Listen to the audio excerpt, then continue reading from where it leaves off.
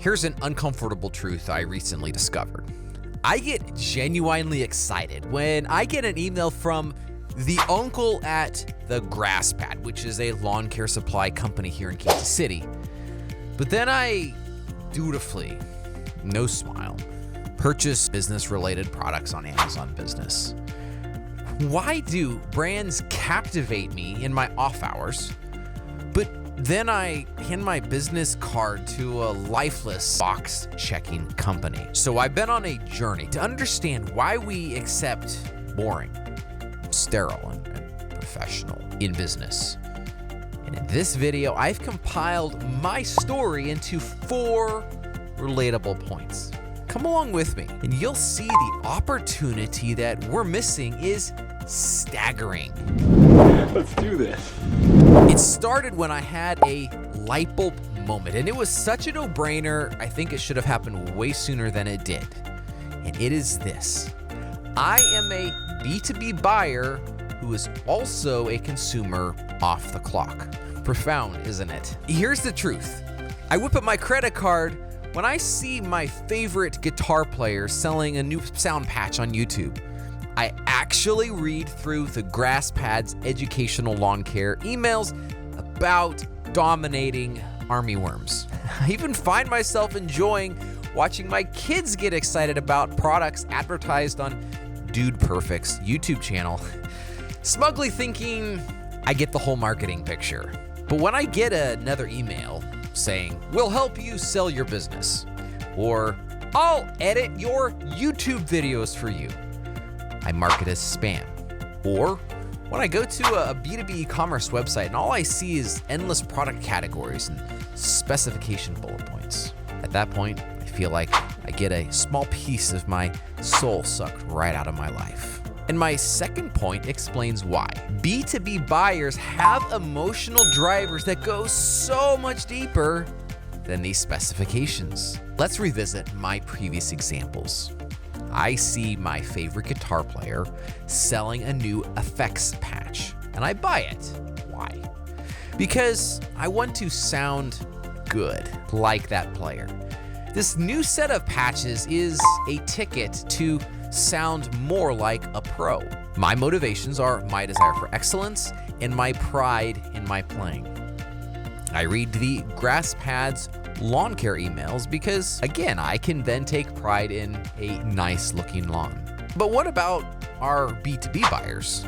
Faceless organizations that only need to know specs and price? Well, that misses the entire point. You see, behind every purchase is a human being with their own motivations. That's you and me, and thousands of other human beings with their own unique aspirations. Yes, cost and specifications will always be part of the equation. We still have to justify these costs to our always budget-conscious leadership. But there will be that internal champion for our company.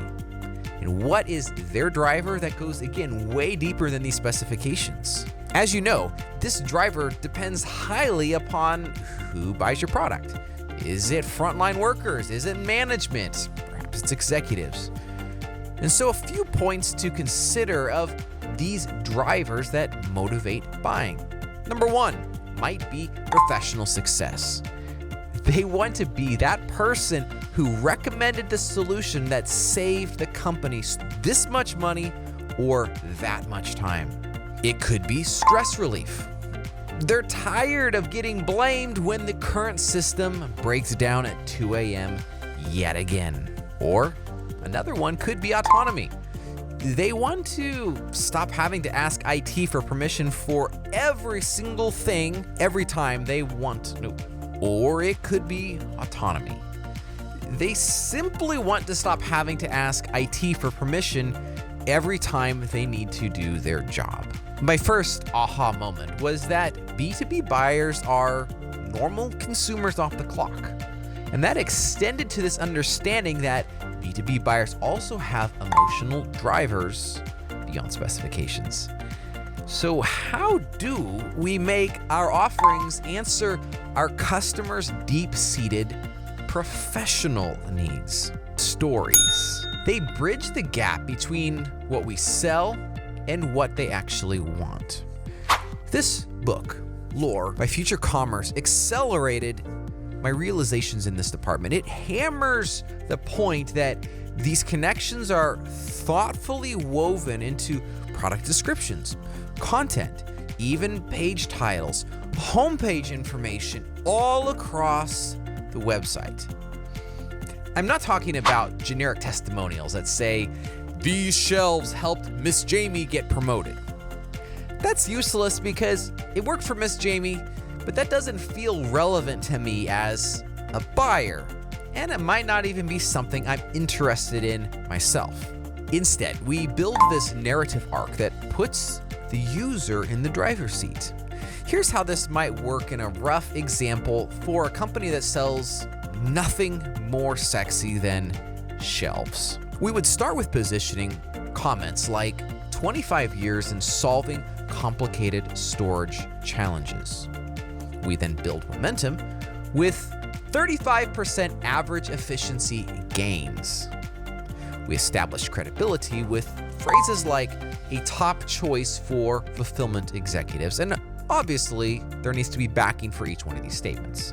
But then we include anonymized case study titles so that users can picture themselves succeeding.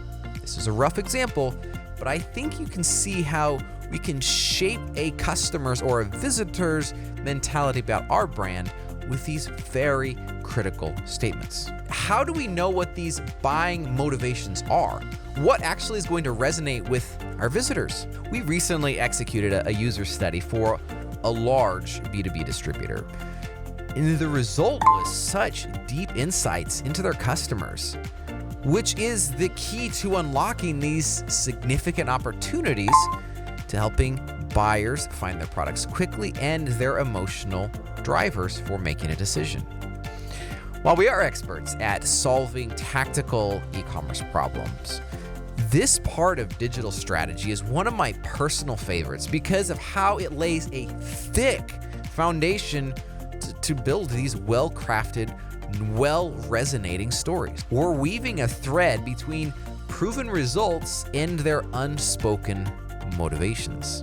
Next, and finally, the result becomes an emotional connection that creates lasting relationships. Think about what happens when we deliver on these deeper motivations.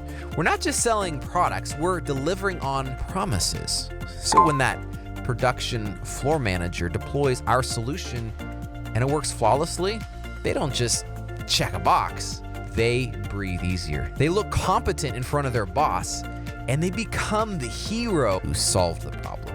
And here's where it gets powerful. Success stories become our sales force. You know, that production floor manager, now an internal advocate, when the budget season comes around, they fight for you. When a colleague at another company asks for recommendations, and they will, our name comes up. And this creates the trust flywheel. We help our customers achieve their personal wins, which becomes stories. Those stories attract more customers who also want the same wins. Each success strengthens our reputation and makes the next sale easier. Compare this to the typical B2B relationship built purely on specs and price. The moment a competitor offers a 5% discount, we're vulnerable. But when we've helped someone succeed, and I mean really succeed, price becomes secondary, from vendor to trusted partner. And that's how B2B brands win in the long run. If you want to turn boring B2B transactions and buyers into loyal advocates, hit that subscribe button for more insights that will help you blow past your revenue targets, ensuring that your e-commerce channel is the most valued at your company. And we will see you in the next video.